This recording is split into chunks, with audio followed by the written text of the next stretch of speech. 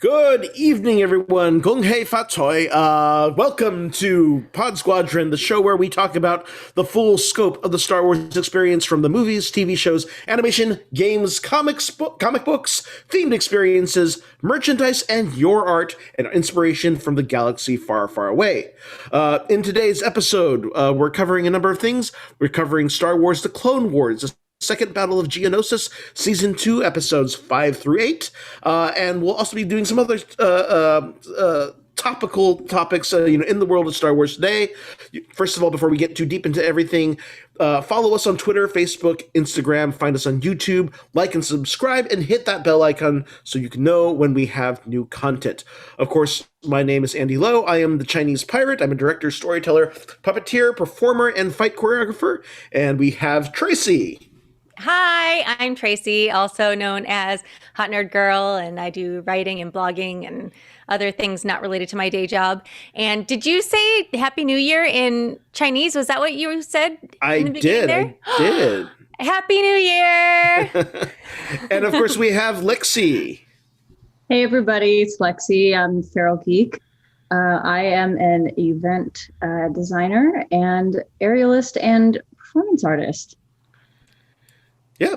So like I said, actually, so yes, today is the first day of the Lunar New Year. So Lunar New Year, if you're kind of trying to cover all your bases, if Vietnamese cultures refer to today as Tet, and of course Chinese New Year, I'm Chinese, so I call it Chinese New Year. And of course I am wearing my Bao shirt here. Oh, cute. In honor. Also wearing red. There's all kind of little things, you gotta. Chinese people are superstitious as all heck, so you gotta make loud noises and scare away evil spirits, and eat long noodles so you don't cut your life short. If you eat the fish, should I just randomly yell boo at you throughout the show? Yeah. No evil spirits. That's bad juju. Yes. So of course we are Pod Squadron. First of all, thank you for being patient with us here. We're back.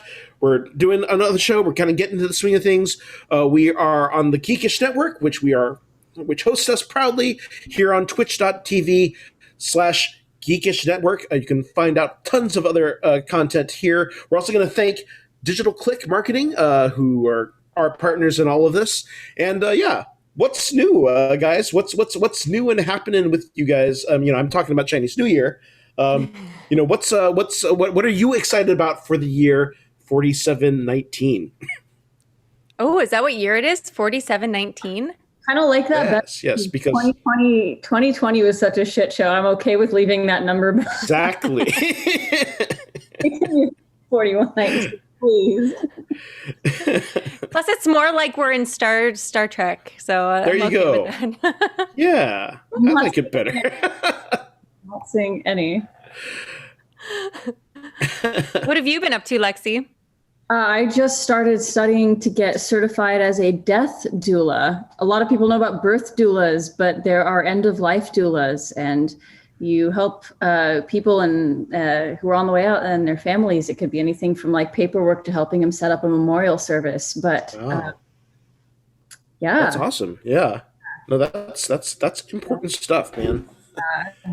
Oh wow! Reading a lot about death. That's and really amazing. And reading a lot about the Force for all of our Star Wars book club stuff, and it's all just kind of blending together. And I really hope I get nerdy clients, because I'm going to be like, yes, luminous beings, and someone's going to what? At some point.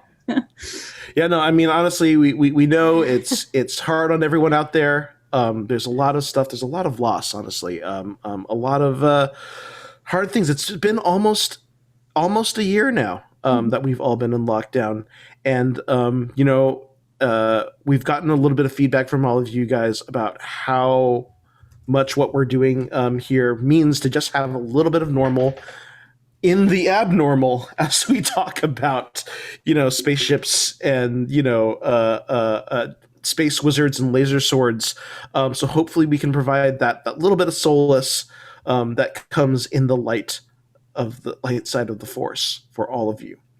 But that said, what do you guys think? Shall we get into Clone Wars? I mean, I haven't been up to anything at all, so that's cool. Oh. 1 out of 3 is not bad. I'm a little worried. It's not bad, Andy. Okay, I'll just say, also, I'm in a hotel room. I actually went to San Diego for Chinese New Year. So there's also some discombobulation. So, hey, Tracy. How are you doing?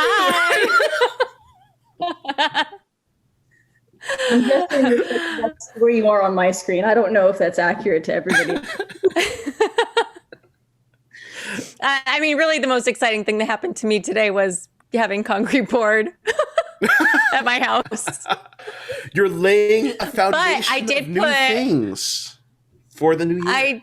I am. Well, I'm making it easier to take my trash cans out, and I can now have a storage shed for all my gardening and farming stuff because I'm a farmer now.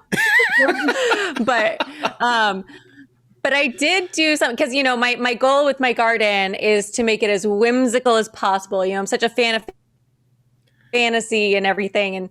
And so where the concrete ends and, you know, when you walk through the gate to go to the backyard, where the concrete ends and the flagstone begins to kind of walk, and my backyard is very oddly shaped. It's like this big, huge U shape. So there's kind of almost like four very distinct areas so I put right there kind of where the utilitarian part ends and the fantasy part begins, second star to the right and straight on till morning. So that was my little, I wrote it upside down. So it was very stressful. And I actually don't tell the concrete guards when they come back to get the stuff, but I brushed it out.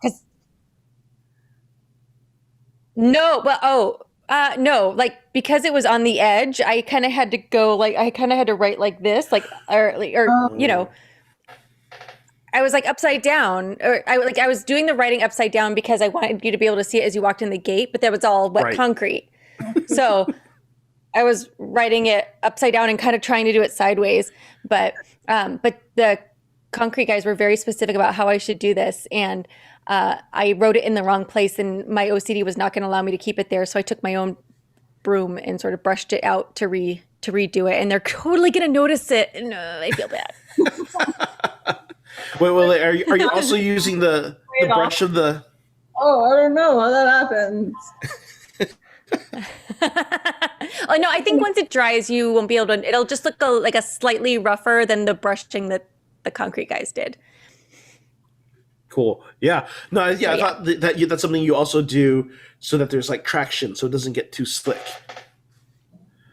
Right. Exactly. Yeah, I was just making the traction better. Yeah, exactly. You totally meant that. So, and we got handprints in there and everything, and I put Bailey's handprint in. And oh, Bailey. Bailey is Tracy's cat, forever cat. My little soulmate who passed away in December. So she made an appearance on the show. Yeah.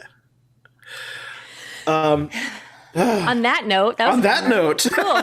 You're welcome. So we decided that, you know, there's a lot of people out there that are like, you know what, I want to know more about Ahsoka Tano. I've heard great things about Clone Wars, but I also hear that like it's just a lot. There's 7 seasons of material to watch. You know, I wish I could kind of get past like the kiddie episodes, or, you know, focus on like what are the most important stories that can tell me more about Ahsoka. And so we decided that we were going to do this watch along that we're calling it, which is not that we're going to watch along like right now. It's going that we're watching along with you. You guys watch on Disney Plus as we watch, and we get to talk about it all together and kind of react to how these stories and this character development lead into the Ahsoka Tano that so many people have come to love. And so our first story arc that we decided to start with was Star Wars The Clone Wars Season 2, The Battle of Geonosis, which is the story arc from episodes 205 through 208. We're going to get into that right now. So here's our starter synopsis, or, you know, pseudo opening crawl here. After a daring mission of espionage by Senator Padme Amidala, General Anakin Skywalker returns with a disc containing plans for the largest droid factory built by the Separatists on the planet Geonosis. A daring plan to invade the planet is hatched. Jedi Generals Ki-Adi-Mundi, Obi-Wan Kenobi, Luminara Unduli, and Anakin Skywalker are sent with a massive invasion force. Their objectives? First, locate and destroy the new droid factory, pumping out massive forces of newly minted droids. Second, to capture Archduke Poggle the Lesser, who leads the forces on Geonosis. The relentless battle is hard won, and the cost is high, with casualties, forcing Jedi Padawans Ahsoka Tano and Barriss Offee to come face to face with the very limits of their training, challenging the trust they have in each other, as well as their respective masters Luminara and Skywalker. And the deeper their mission takes them into the depths of the planet of Geonosis, the more moral gray in the nature of the conflict and sacrifice, the darker the tolls of this war becomes. My grammar was a little bit off, but whatever. I wrote it quickly. But you have the perfect voice for it, Well, first of all, I was just thinking, man, I really hope somebody someday books him as like a narrator for a VO. If there's anyone listening. What do you guys think of these episodes? Say again? We have some General Grievous action, which is always like he's kind of one of my favorites that I love to hate. So that was kind of fun to revisit, because there is so much Clone Wars, and it has been years since I have watched it, that I was like, so full disclosure, I started when I went and did my review. It was after studying a bunch, and I was kind of like in that study fog, right? And I straight up watched 3 episodes of like the wrong section of season 2 before going, wait a minute, this is and then when I was like, why doesn't this remind me? But it sucked you in anyways.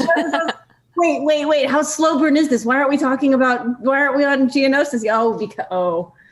What number? So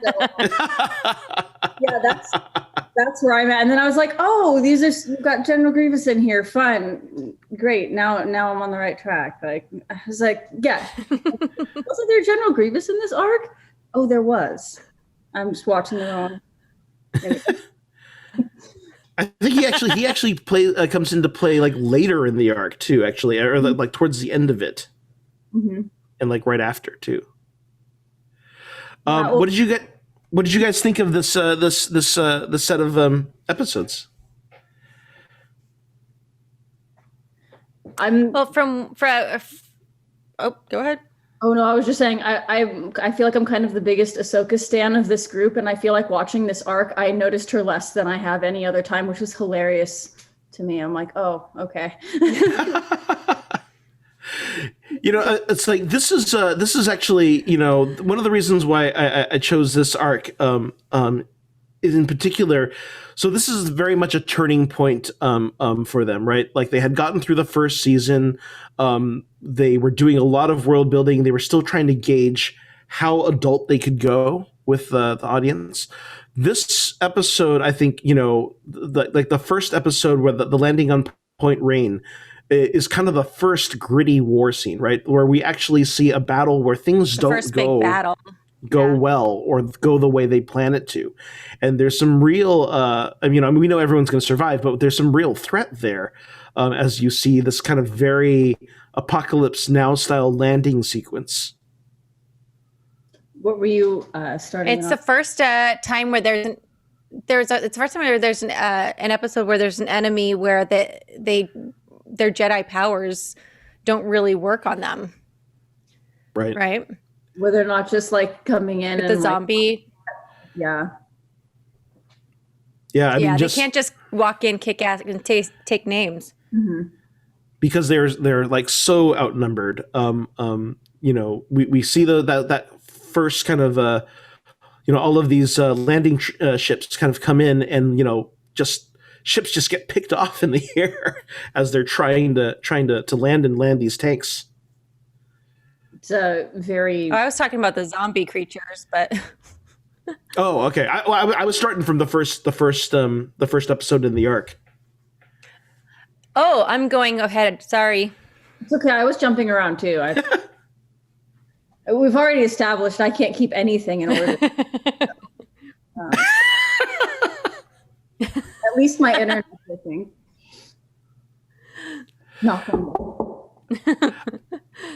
So this is also significant because it's also the first time getting on to the episode you guys are talking about. So it's the first time we meet Barriss Offee, who is a very important character in the arc of Ahsoka. Do you want to talk a little bit about her and how she's introduced?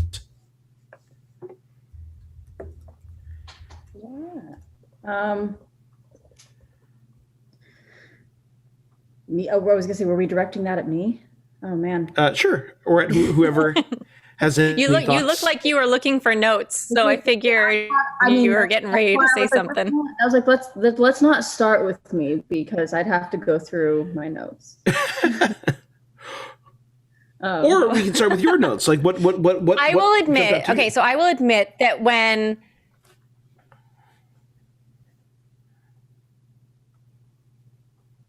Who's talking?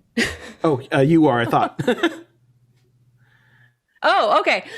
So I will admit that because it has been a really long time and the animated series is my weak point, that when Luminara first walked out, I was like, is that Barriss Offee? And because I remembered the spots, but I was like, they don't look like they're in the right place. And then when Barriss Offee walked out, then I was like, oh. You're like, oh, That she's makes the one with like the freckle-looking ones versus the. Yeah. Yeah. Which they're the same species, correct? I think maybe Barriss and Luminara. I am unsure. I know almost nothing about them. Well, I mean, just what we learn about them in this as they're introduced. They are both the same. Sorry, what, Lexi? They are both the same species, apparently. They're Mary Allen.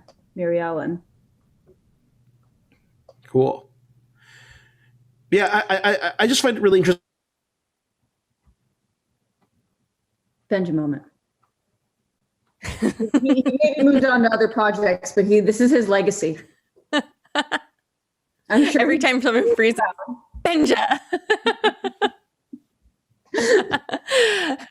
Well, while Andy's coming back, I will say that the teaching styles between Luminara and Anakin are so incredibly different. That conversation, I know I'm probably jumping ahead again, but the conversation that Ahsoka and Barriss had in the cafeteria on the ship, when they went off with the clones to they were dropping they were giving supplies, right? They were doing a supply run.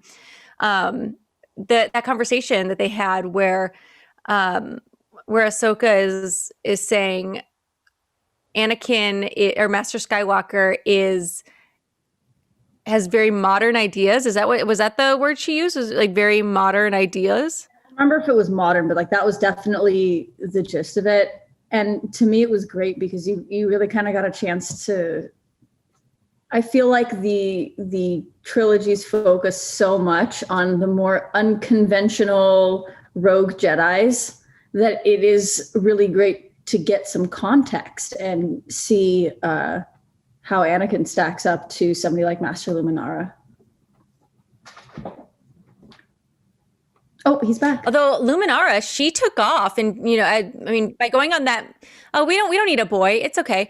It'll just be me and Lexi. The Luminara going off in that sandstorm, that I feel like that was a very Anakin thing to do, whereas she seemed very by the book and super, super chill before that. Mm-hmm. That actually kind of threw me off a little bit when she was like, no, I'm going. Yeah. It really was interesting because by complete coincidence, a week or two ago, I was rewatching some Rebels, Star Wars Rebels episodes, and there's an episode where they get where like the main characters get lured in Ezra.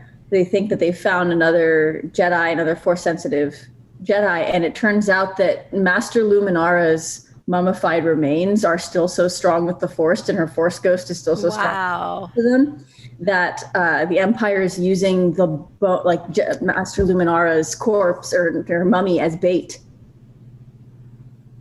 For Jedi. Motherfuckers. Yeah.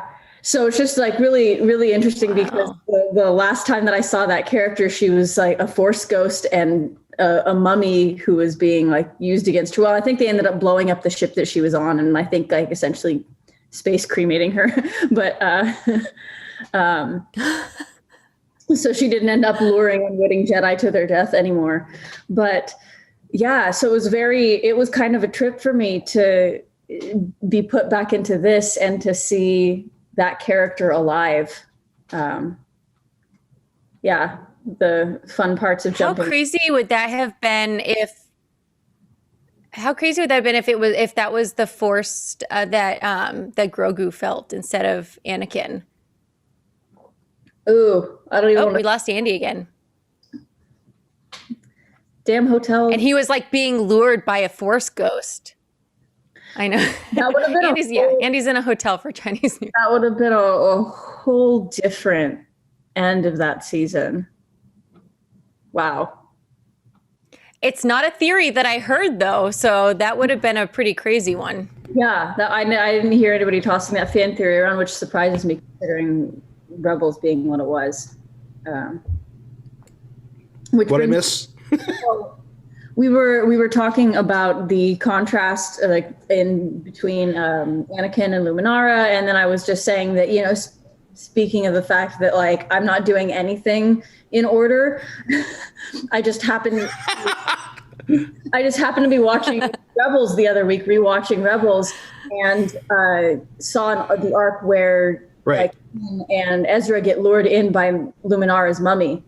Right. I was just saying that it was like kind of mind-bending to go from 1 week watching like the episode where she's like dead and it's her mummy, and they're like, we got to space cremate her now so that her bones don't lure anybody else in, and to like watching her run off into a sandstorm like a hero, you know. Well, you know, I mean, so this is the thing. I think it's really interesting, you know, just kind of watching how, you know, we're introduced to Anakin and Ahsoka and they're bickering and they're, you know, I mean, he very much treats her kind of as an equal until he decides to mansplain her, right? And you know, he's like overprotective, but he's also joshing her back and like they're keeping score with each other, right? It's a very interesting dynamic compared to Luminara, who is very, you know, much more monk-like and kind of has her, you know, Barriss in a much more kind of controlled by the book, you know, do all your homework kind of way. Ahsoka and Anakin, especially in a battle, have way more of that Legolas and Gimli vibe, you know, where they're like, 3, 4, that counted as 2. What? Right. You know, like it takes out a war machine. Totally That was 10. thought of that, yeah. Okay, wait, we have a question. Mm-hmm. Ring Capacity wants to know if she was tied to her was she tied to her corpse since she didn't get the special Force Ghost training that Yoda got from the Super Force beings? Was she tied to her corpse since she didn't get that special Force Ghost training that Yoda got from the Super Force beings? That's a good question. I don't know. I would have to do a deep dive on Luminara herself to probably like come up with a thought of that. I don't know if there's a canon answer to that specifically. I mean, one could say that, you know, if there is a physical manifestation of the Force in the imprint of like one's midichlorians, those are physically still there with the remains of death, right? But that's a good question. I don't know. Well, it does seem like the most Force. It does seem like that the people with the most Force power it's almost like ingrained in them already, and they don't even need training. Yeah, it kind of feels like, at least if you have like a mummified bed, I kind of what you were saying, at least speculative lore that the mummification would turn them into sort of like a force conduit. Yeah. Based on like the. I remember in some of the old gosh, I can't remember what. I think it was in some of the old Thrawn books, and they talked about the idea that, like certain Jedi masters or even Sith masters could imprint a place with their energy or their right. So like there was like some speculation that the Dark Force cave on Dagobah could be the place where a powerful dark side user had died or something like that. There's more discussion of that, interestingly enough, in the newest YA novel, the Claudia Gray one, Into the Dark. Oh, really? Yeah, which I powered through, and then kind of like looked around and went, "Oh, it's 3 a.m."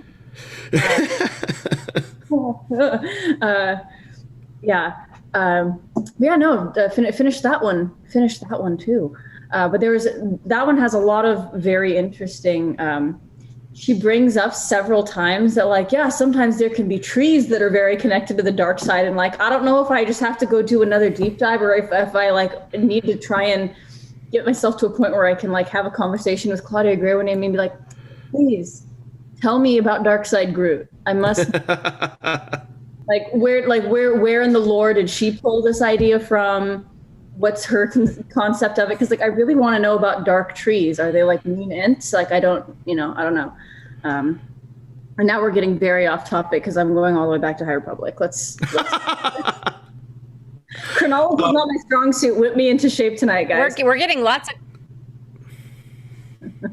of what? We're getting lots of questions in the chat, by the way. Ooh, okay. We're getting lots of questions in the chat.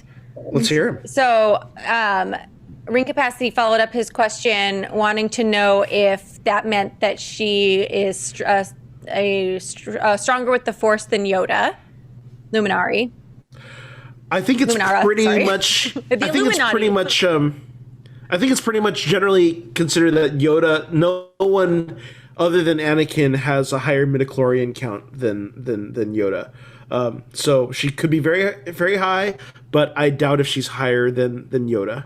It probably just has to do with her relationship to the Force, because the whole Star Wars universe has been pretty good about, and especially now, more continually expanding on the fact that every Jedi has a unique relationship to the Force, a unique way of interacting with it that kind of informs their abilities, which is why you never really see Anakin do a lot of battle meditation. Like not really his strong suit, even though he would probably have the brute strength to do it if he really needed to. But he would probably find another solution that didn't involve sitting, because he hates that as a character. Right? But to bring it back, Anakin is like the Jesus miracle baby, right? Yeah. Yeah, he is a Jesus. He's the water into wine, or the water into blue milk, or whatever. Or okay, so then Trek Table wants to know, isn't that why Yoda went to Dagobah, because it had that dark force that he could hide around?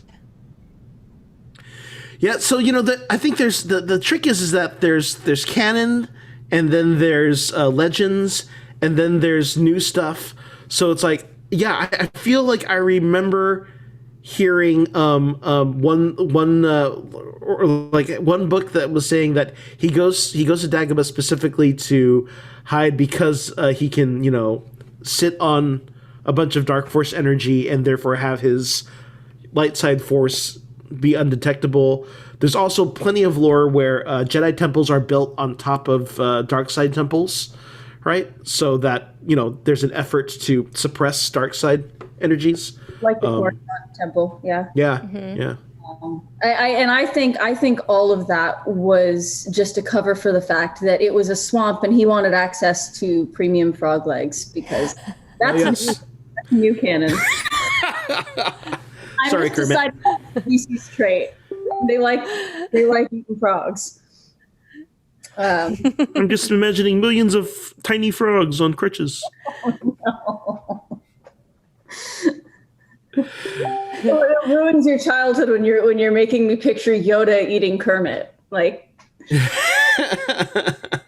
what have you done to my child? Well, isn't Yoda the love child of Yoda and of Miss Piggy and Kermit? So now we're going fratricide. That got really dark. Both spiritually and literally. Do we have any other questions, Tracy? We do. It's something we've actually talked about before. Jen Zaney is asking, is Star Wars is fantasy or sci-fi? Because she feels like midichlorians make it pretend to be sci-fi, but it's more fantasy. I have made my stance on this very clear that I feel like Star Trek is sci-fi, Star Wars is epic space fantasy. Yeah.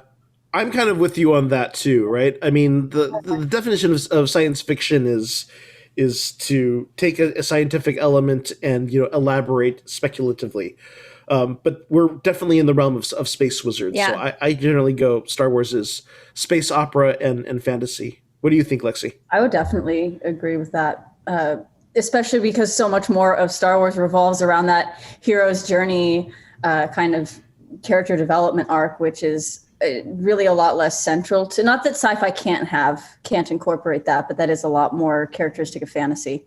It leans on a lot more fantasy tropes. I feel like the sci-fi is the setting. Yeah, definitely agree. Space opera. Right. It just happens to have spaceships. Yeah. Yes. Incidental space. Yeah, and I mean, Instead and of course, there are. And of course, there are some ways in which scientific research is catching up with us. Mm-hmm. So there are potentially gravity wells where space travel, in theory, is faster. They're theorizing, which sounds a lot like a hyperspace lane, but it's not exactly it's not like a different dimension where you can, cut a few light years off. Yeah, just cutting a few light years off. Yes, we're all Trek fans also. Well, I know Andy and I are. Are you a Trek fan, Lexi? Yeah, I'm not I'm not as well versed in lore series history as you guys are, but I will never say no to Star Trek being put on. So bringing back to topic, I want to call it this quote. The first time we see Luminara with Barriss, she says to her about Anakin and Ahsoka, let's just say they have a penchant for playing loose with the regulations and rule of command. I don't remember enough about the full Clone Wars series to remember. Is this one of the first times that we really get to see Anakin and Ahsoka side by side with another Master and Padawan pairing? I believe so. Yeah. I mean, this is the first kind of really compare and contrast, right? Yeah. And it's also, I mean, there's a number of points in this where, even Obi-Wan kind of they all kind of call out Anakin on how overprotective of her he is, right? Mm-hmm. Kind of irrationally so. There's a lot of themes running through in terms of how Jedi are supposed to be able to let go of their attachments. Both for Ahsoka and Anakin, and how Anakin really is not up for that idea at all of letting go of his attachments. So he's uber protective of Ahsoka. Yeah. He's got like big brother vibes times 10. That protective older brother that's like, you looked at my sister. Did you even look at my sister? I know you didn't even bring that blaster towards my sister. So very so. I think we may have lost Andy again. I think Andy may have. We all take turns. We all take Benjed. The thing now.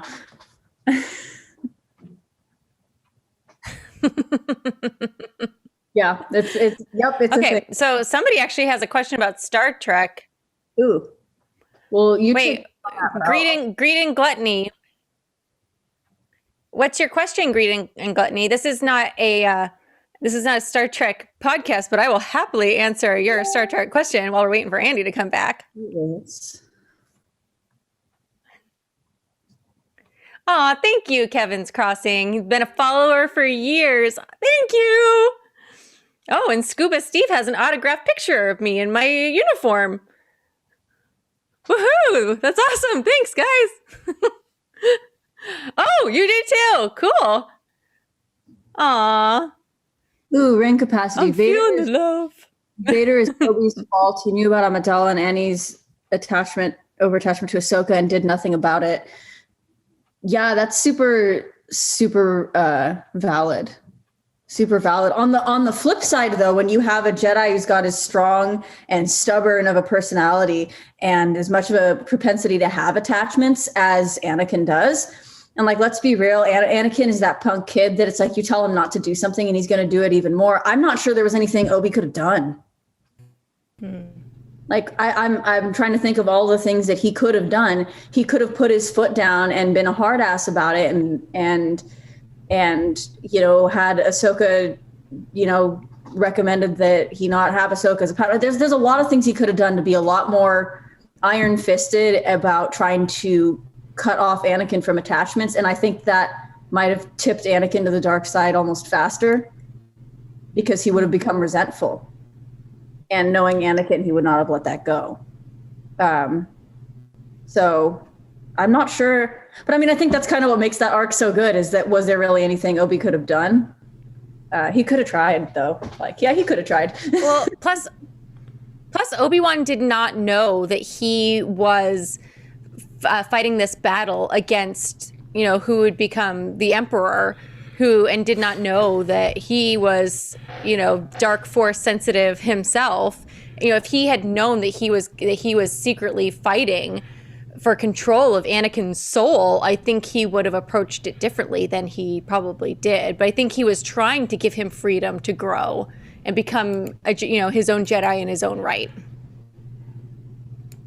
But, go ahead. No, I was saying, but like there is that it is 100% like accurate that I think that Obi was the only person in a position to do something. He was, but he wasn't equipped to. He wasn't equipped to, which is kind of speaks to a failing on the part of the Jedi Order for not teaching their Jedi. Yeah. Sorry, not teaching their Jedi how to.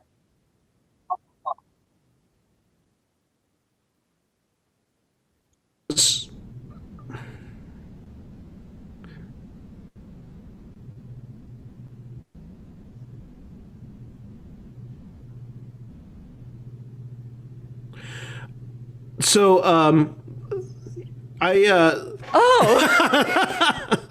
sorry for the dead air, guys. We're getting. That's why I was talking, because I remembered that Rodney was creating dead air, and I was like, oh no, and I was trying to keep my sentence going over his. I was like, where do I look? Who do I listen to? Where do I look? I'm just wondering what it sounds like when I'm trying to talk over someone without talking over them and look at three different people at once. little behind the scenes, yeah.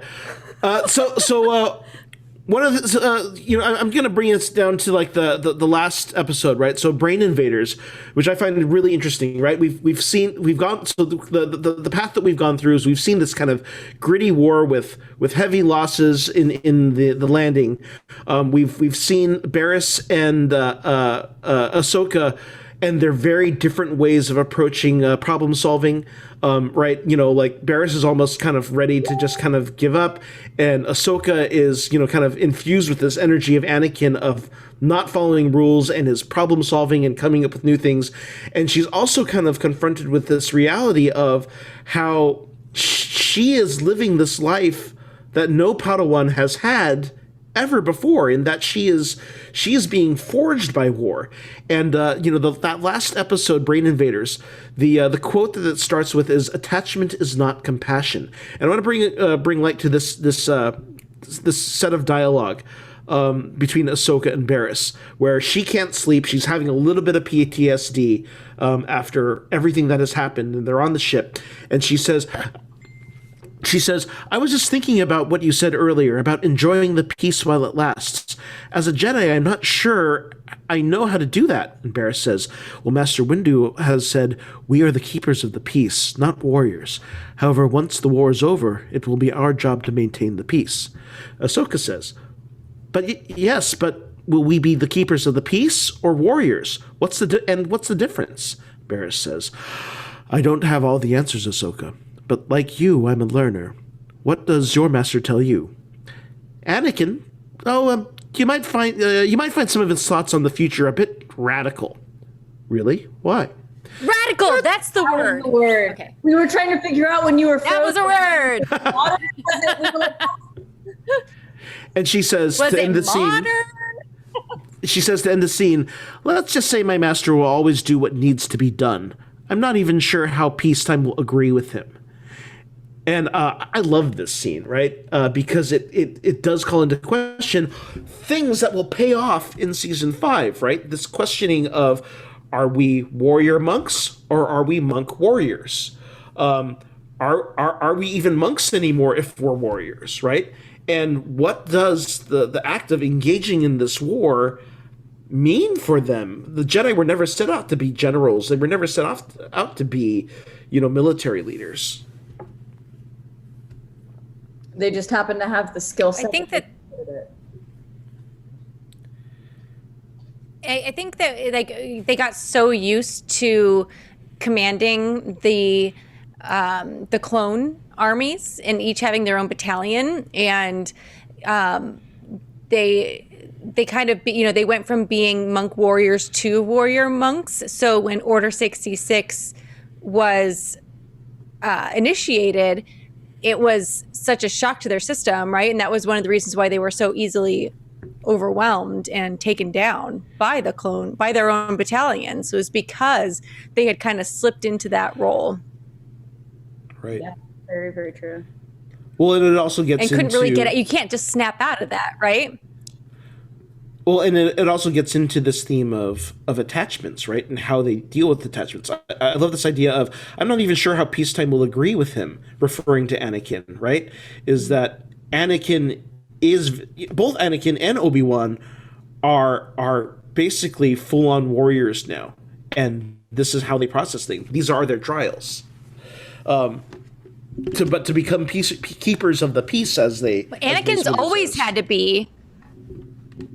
It's really interesting. I mean, Anakin was fighting for survival right from the get-go. Yeah, I never thought that I would be comparing Anakin Skywalker to Steven Universe, but like here we go. It's that kind of Saturday. Both of them being boys with momentously powerful parents whose identities they are not 100% certain, who have these powerful lineages that come with these terribly complicated legacies, and they grow up, they come of age. From a psychological standpoint, a lot of brain development happens when they're in a constant state of chaos, and so their normal is chaos. Their normal is aggressive conflict, and so it's really interesting from a standpoint. Now I love how much Star Wars is kind of navigating that part of the narrative, that it's not just simply a swashbuckling space adventure with light swords and cool ships, that it has to do with trauma and generations. So we do have to wrap this up, but I want to get to a couple things before we do. So another important thing is we see Anakin basically make a dark choice, right? When he is interrogating Poggle to figure out what happened to Ahsoka's ship to save her, and there's a whole thing where Obi-Wan and the other Jedi are like, "Wait, you interrogated him? Like, how did you get him to talk?" And he's like, "That doesn't matter. All that matters is I have the information, right?" So you see shades of that, and then we also have Ahsoka having to face off against all of those her own clone troopers, as well as Barriss, while they're under the influence of those worms, to the point where Barriss asks her to kill her, right? And of course, foreshadowing to things that happen later. And I want to just call out this quote from Anakin as he's talking to Ahsoka, where she's confronting the reality of, should I have killed Barriss when she asked me to? I mean, it worked out in the end, but and he says, letting go of our attachments is a difficult struggle for all of us. You followed your instincts. I'm sure she would agree with you that you made the right choice, right? And that's just such an interesting thing, particularly what we know will happen in season 5 and season 7, and also seeing who Ahsoka became in Rosario Dawson, right? Like, looking at this now, how it still ties into the grizzled warrior that we see in season 2, and her still kind of weight that she carries over the loss of Anakin. I still say that Dave Filoni stole this from the season 1 TNG episode Conspiracy, the worms in the brain. I'm just saying. I got Dave Filoni called out. Any final thoughts? I want to thank some people who have followed us. Yay, new people. Okay, we've got Stuart Barton, 81, Scuba Steve, 1968, Roland Rock, Death Boy 74, Magnus Omega, and Trek Table. Yay! Yay! Hi, Thanks friends. for the follows. Fantastic. That's a good Saturday. And if you do like Star Trek as well, Trek Table's in the chat, and they have a podcast as well, so about Star Trek. And they're on every Sunday. You can check them out as well. So that is it for this discussion and for this arc of stories. We'll be calling out another arc from Clone Wars. We'll be deciding what that is, and we'll go ahead and announce that next week. So we encourage you to continue watching along as we choose some of these most significant arcs as they pertain to the development of Ahsoka Tano and leading us into the upcoming Ahsoka series and, of course, into Mandalorian. Our next topic is really just kind of a little. So there's no homework for next week? Well, there is homework, but we'll get to that at the end of the show, because in theory, everyone's been reading along with us the High Republic. We gave them 2 weeks to get through 20 chapters. So. Oh yeah, I need to get on that. Oh, that. I can't comment on anything. I can't comment on anything because I go into hyperspace when I read, and I merge chapters ahead of everything. For our new followers and me, perhaps you should repeat the homework assignment. Okay. Well, so the plan is for next week, we're going to start on Star Wars: The High Republic. We're going to be doing the first novel, which is LEXI? Light of the Jedi by Charles Soule. Yes. I'm really glad I didn't just spout off the one I just read. Wait, so Light of the Jedi, it has like a sandy looking cover, and there's 3, I know they're not all full Jedis, and one of them is a Wookiee, right? Yeah, one of them's it's got a Wookiee Jedi, and it's got a Jedi that looks like Brie Larson. Sorry, that's my fan cast. Is that Avar Chris is one of fan cast. Well, we can talk about that next week. So we'll be going through the first 20 chapters, and we'll be kind of reacting to some of that. And yeah. Oh, people are commenting the pages we're supposed to read, and I don't even know what pages. Thanks. Oh, awesome. On at ring capacity. Thank you. Yeah. Pages 142. Gotta get on my Kindle. And it's also available on Audible if you're lazy like me. Okay, so what was the next topic? Sorry, I digress.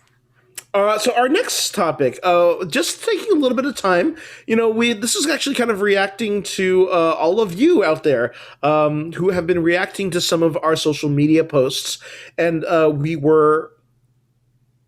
did a couple of posts just to kind of celebrate some of the new levels of representation in Star Wars.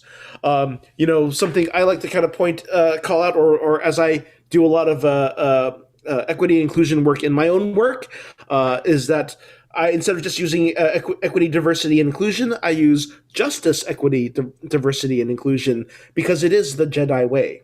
JEDI. I see what you did there. But so we had done a couple of posts. We did a post that were just kind of pointing out various Asian Americans, actors who have joined the Star Wars universe, or Asian American Pacific Islander actors, excuse me. Of course, Tamara Morrison is now back in the Star Wars realm. Ming-Na Wen is working on her Disney EGOT, as she now is in Star Wars, Marvel, and animation. She needs a Pixar film now, right? And of course, we have Pedro Pascal, and who else? Rogue One. Oh yeah, Diego Luna. Yes, Luna, thank you. And Latina Soka in Rosario Dawson. So Thanks, Rosario Dawson. Now I can double cosplay that character and just nail it. So what do you guys think kind of the state of inclusion in Star Wars today? I agree with what Tracy said, that it's finally catching up to Star Trek, which really led the charge as far as spacefaring inclusivity. Yeah. I mean, as a woman, really the only female character was Princess Leia for a long time, unless you got really into the extended universe books. That was it. And so, and then we had Amidala. Mm-hmm. Right. Mm-hmm. Yeah, one of the things that kept me from to have so many strong female characters. Diving into it was the fact one of the things that kept me from truly just being a very out and proud Star Wars fan was that Princess Leia was awesome, but only having her made me not dive into it to the point where I didn't know there were books until years later, right? If there had been more female leads sooner, then I might have gotten into the books, and they might have had I don't know, they might have made more money off more female fans sooner. Women make. You would love Mara Jade. I'm just gonna throw that out there. That's what you see, and that's the thing that everybody If I had a nickel for every time I heard that, I could probably buy the books she's in. So just to catch people up, Mara Jade was a character that was introduced in the original Thrawn trilogy that was back in the 90s. It was the Heir to the Empire. Was the first book by oh shoot, why am I blanking on his name? The author who invented Grand Admiral Thrawn, actually. Timothy Zahn, thank you, yes. And she was a character that started off with kind of a dark side path and was ultimately redeemed as she developed her relationship with Luke Skywalker, which was originally antagonistic, but she kind of grew to be quite an interesting character in and of her own right. We love a good hate to love arc. Technically, that's no longer canon as of episode 7, 8, 9, right? Well, and this brings up something. But Dave Filoni has brought in characters into Mandalorian. Yes. From the extended universe, so I do wonder if we'll ever see some of these other characters, like Mara Jade, like Prince what's his name, Sizer or whatever, like that.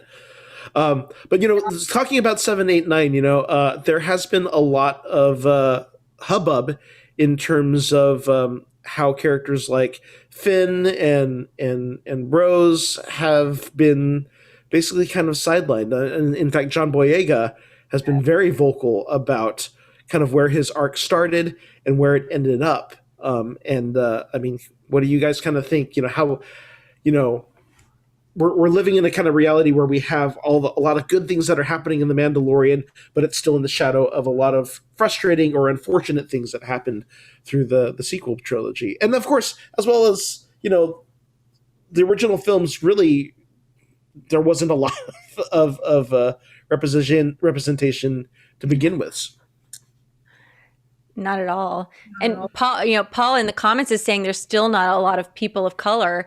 And I think John Boyega is right to bemoan the fact that his character started out very strong, and I was so excited to see where the Finn character was going to go. So when it kind of got tossed to as a side story that wasn't as important as it should have been, it was very frustrating. And I still get angry about Rose being sidelined, and I still get angry about all the hate that she got and how she was bullied off of social media.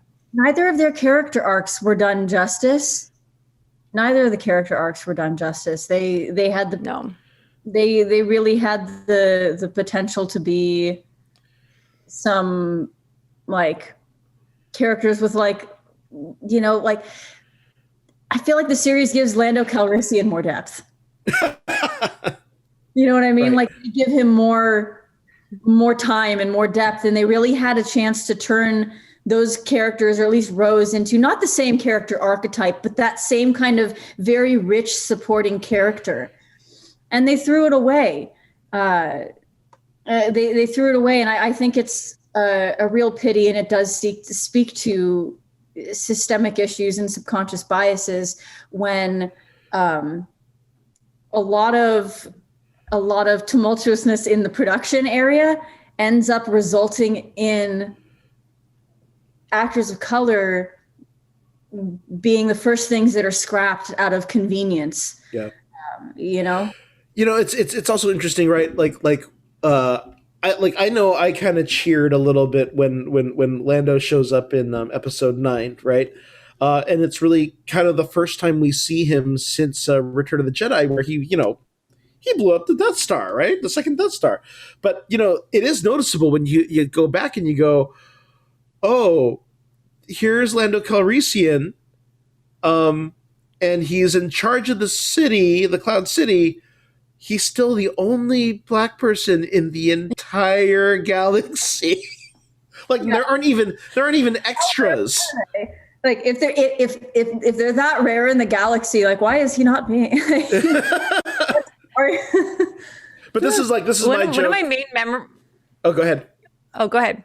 Oh, one of my main memories from childhood and watching Star Wars with my mom is her saying, "Oh, Lando is so handsome." I love it. She totally had a crush on Lando. How about a nice space Colt 45? So, I don't know if you were going to say something, Andy, but Poe, and I love the character of Poe, don't get me wrong, I love that actor, but he was supposed to be killed off in episode 7, and right. I feel like he got the arc that in many ways Finn should have had. Right, or could have had, yeah. But then they didn't even lean into that. They kind of like half-assed that too. Yeah, it's interesting, right? Because now that we've seen what JJ did with episode 9, you can kind of see what he had intended with choices he made in episode 7. Like, clearly he had intended for the dyad to be Rey and Finn, right? That Finn is somehow force sensitive. That's how he's able to break the brainwashing because of the Force. Like their proximity was kind of what set them both off. Or even like how she pilots the Falcon and they aim together with the guns that are locked in, right? It's like they were supposed to be a dyad. But of course that didn't happen because they didn't lay out the map for the whole trilogy. Oh God, having a different director come in. Yeah. Sorry. No, I agree with that. Having a different director come in, and then having those directors kind of play like narrative chicken with each other in a way. Yeah. Just like, yeah. Yeah, and it does not surprise me. I don't think it was like overt racism, but I definitely like it's definitely some heavy subconscious bias going in there that, oh gee, the actors whose character arcs just happen to get kind of tossed by the wayside happen to be the brown ones. Like, oh gee, what a coincidence. Well, so here's another thought, right? And this is just playing devil's advocate, right? So we're talking about, diversity representation done right versus diversity representation done wrong. Let's look back at the prequel series, in which case, this speaks to something that I always like to joke about how for many years it was like there were more white people playing aliens than there were Black, brown, and Asian people like playing even themselves, right? Aliens.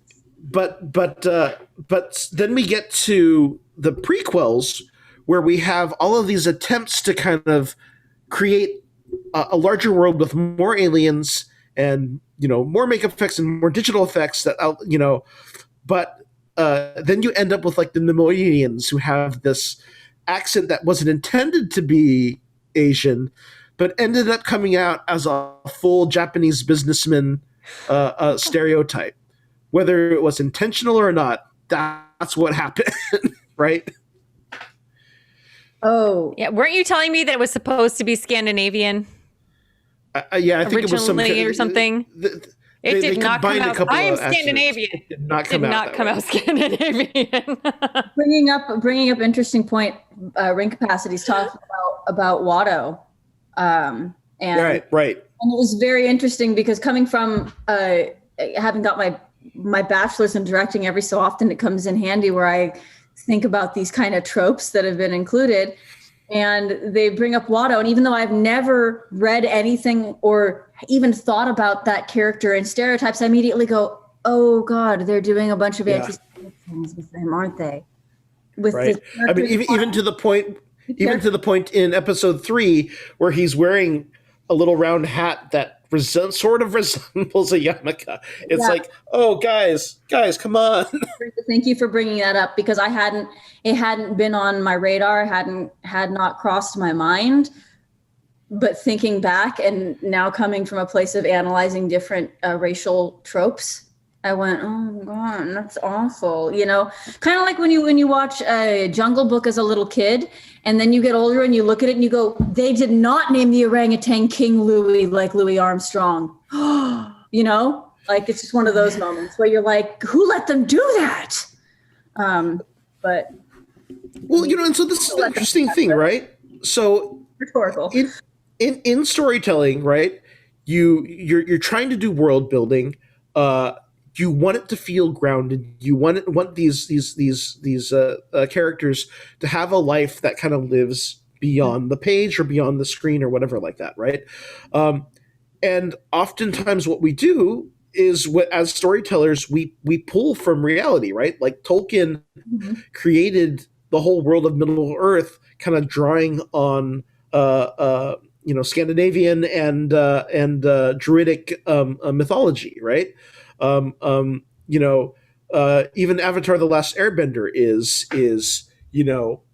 creating a new culture by respectfully finding ways to weave in elements of Tibetan, Chinese, Japanese, and Native American cultures, right? And it creates like these grounded worlds. So what is the question is like, what is that line of world building and cultural appropriation? Do you guys think? For me, that's actually it's very clear, not as an overall generalizing way, but it's clear only if you look at it case by case. Right. And that clear demarcation for me sits with what is the intention, or two things, I guess. What's the intention in the original culture? The aspect, the part of the original culture that you're pulling from or referencing. Does the intent that you're using it with match or respect the original intent? And then do you, as a person not from that group, do you profit from it? while people from the original group have been oppressed or ridiculed or marginalized for it. So did the people who made it up get shit on for it? And do you now profit from it, are basically the two things. Right. And if you can say yes to both of those, then like maybe rethink. Maybe you don't need that particular aspect of that culture for your thing to land pretty well. That's where I draw the line from. That's a great answer. I always think of like even like locks, right? You know, you've got people who are persecuted for generations for, you know, having a hairstyle that's their natural texture, whereas you have a white person that does it and they're celebrated and called brave for it, and it's like no. No. Hair does not do that. Again, I am of Scandinavian descent. We braided our hair. We did not lock it. You know, actually, you know, bouncing off of that, right? So one of my favorite Jedi characters from the Clone Wars era or the prequel era is Kit Fisto. I just think he's so cool, right? Even before they gave stories to him or before Phil Lamar made a voice for him, I just like, this is just a cool ass design, man.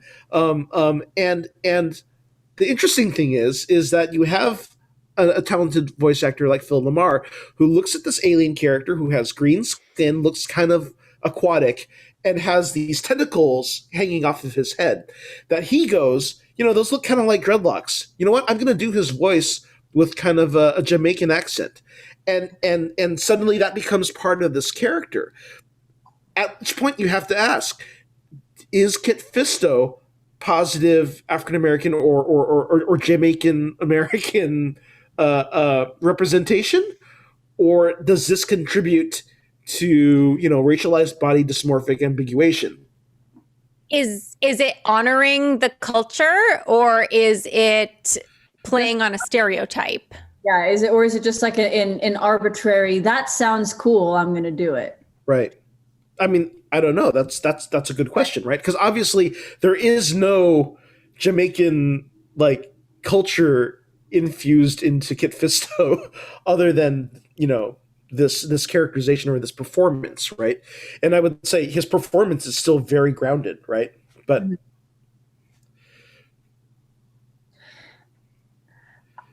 and this is again where I think it does come into where that case by case thing, because I don't know that it's a particularly harmful example, but also, you know, were I a director and an actor who was not Jamaican or not Black came to me with that voice, I would be like, that's a very, very strong choice. Can you explain to me your reasons behind that? And do you have any other options?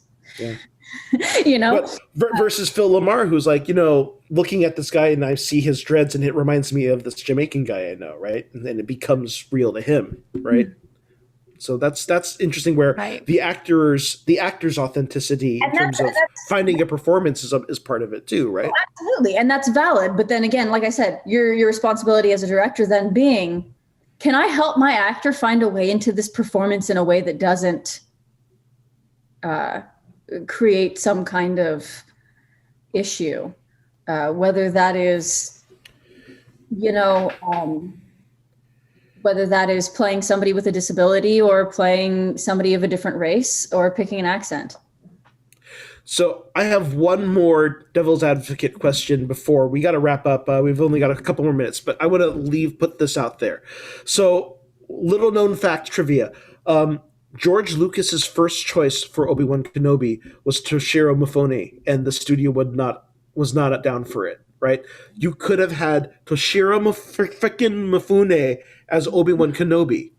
If he was cast back in 1977, would he have been a Mr. Miyagi stereotype? Oh, that's a good question. Because I would have loved to see that. Because on one hand, that would have been so cool. Not that, I mean, Sir Alec Guinness is such a brilliant actor. Yeah. You know, it's hard to see that character as anybody but him. Mm-hmm.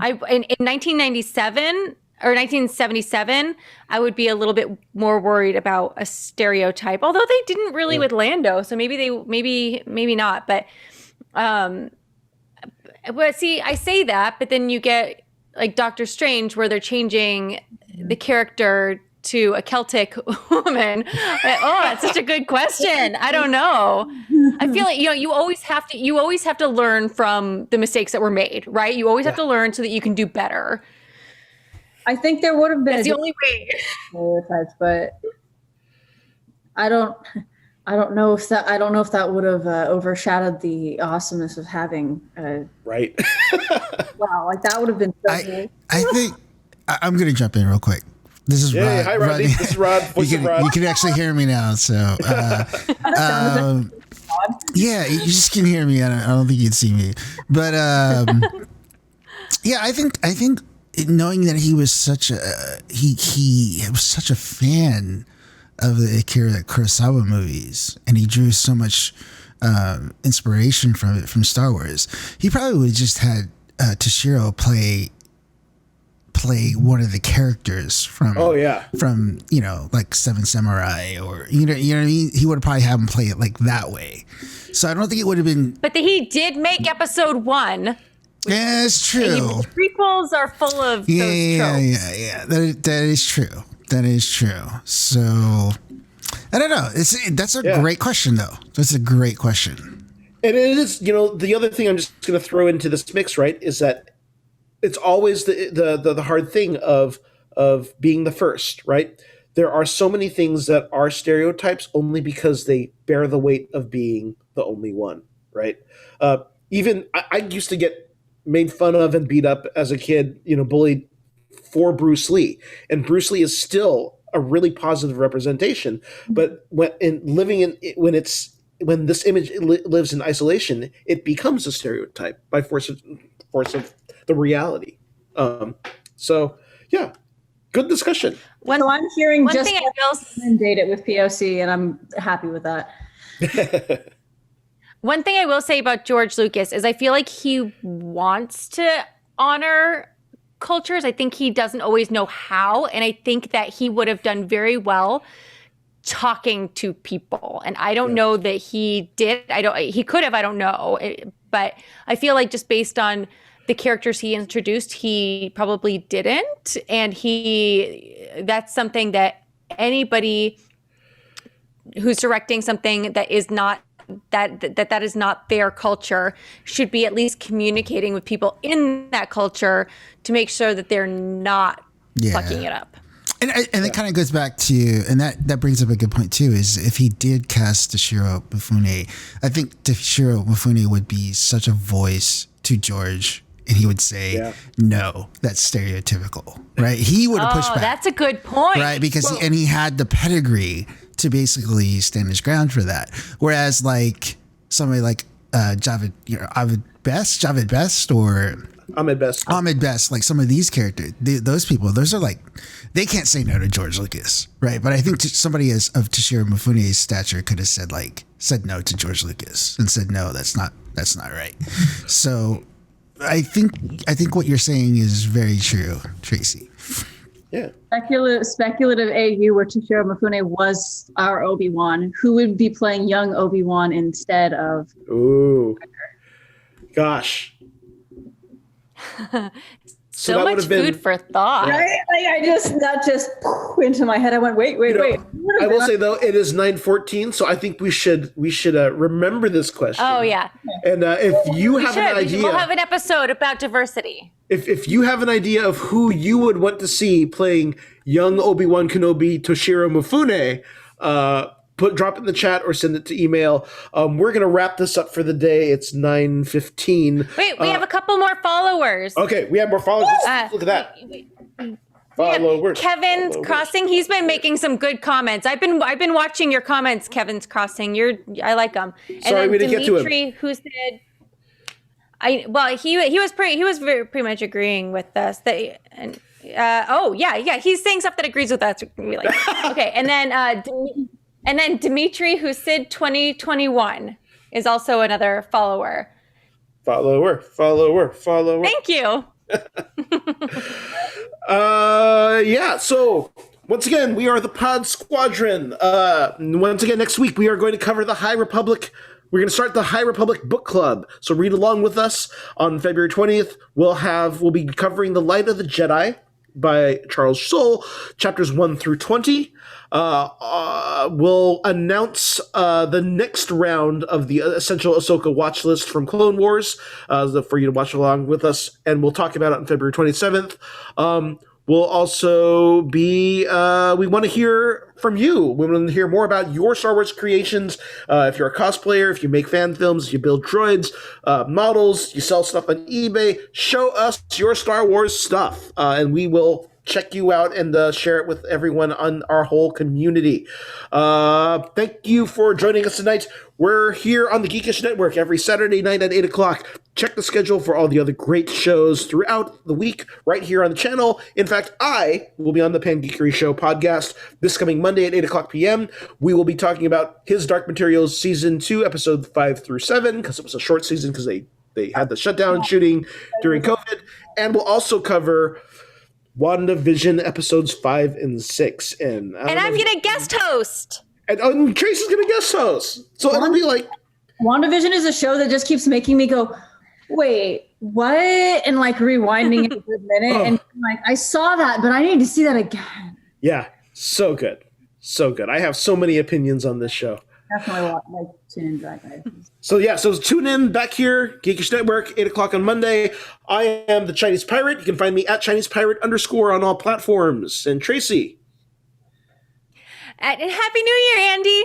And I'm Tracy, also known as Hot Nerd Girl. And I'm Hot Nerd Girl on Facebook and Hot Nerd Girl Official on Instagram and Hot_Nerd_Girl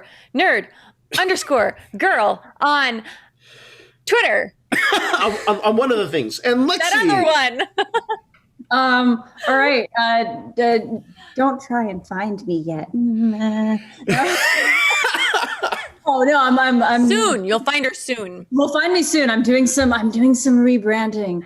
But I do have a lot of my projects on theferalgeek.com. And we are the we going to raid? Squadron. Yes, are we raiding anyone? Let us know if we're going to raid anyone. Yes, but, we're raiding Denise Pendoja. Yes, we're gonna raid Denise. I don't know how to pronounce her last name, but basically she was a former coworker of one of our producers, Mike Flores. They both worked at Geek and Sundry together, so she's one of the former Geek and Sundry crew. So we're gonna raid her. So go over there, say hello to her, send some Geekish and Pod Squadron love to her, and give her a follow. And once again, thank you to Digital Click and to Aaron Nabis for all the bits. And once again, like and subscribe us on Twitch, on YouTube. Follow us on Twitter, Facebook, Instagram for podcast subscriptions. You can subscribe to us on iTunes, Spotify, Stitcher, or your favorite podcast app. And remember, the truths we cling to depend on our own point of view. Only the Sith deal in absolutes. Only the Sith deal in absolutes always makes me go, Obi, are you a secret Sith? You just said only.